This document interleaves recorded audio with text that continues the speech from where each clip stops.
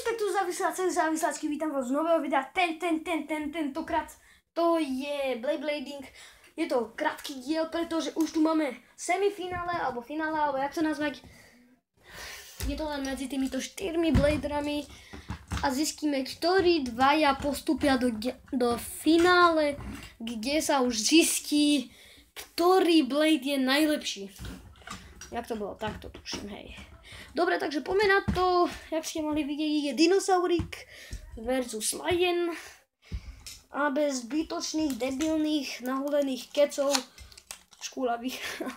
Ideme na to. 3, 2, 1, ledy, drip. 3, 2, 1, ledy, drip. No, huja. Bam, huja. OK. Takže toto som zvedavý, kto vyhrá. Som zvedavý, kto bude vôbec najlepší Blade. No fandím Dinosaurikovi teraz momentálne v tejto sekunde nahulenej. A ideme na to. Ideme. Čo to brblém? Však už hráme. OK. Fakt držím moc palce Dinosaurikovi, ale vypadá to tak, že prehrá.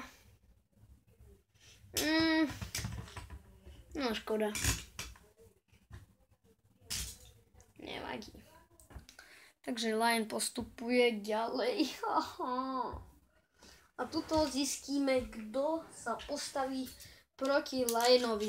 Je to medzi Foxy a medzi Strigerom. Fandím Foxy.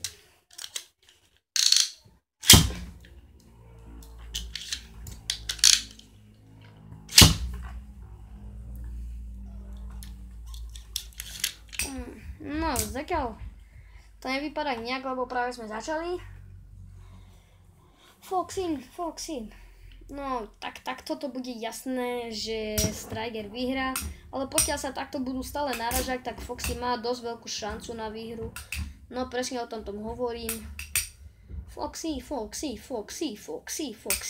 Ale zase, keby teraz vyhrá Striger, moc by mi to nevadilo, pretože Strigerovi tiež docela teraz fandím. Ale Foxy má teraz hodinakové želo, ktoré mám ja strašne rád, tak mu fandím. Striger prehral a vyhrala Foxy. Ja som čoptavý. Takže vo finále to je medzi Foxy a Lionom. Takže ak sa vám toto video páčilo, dajte like.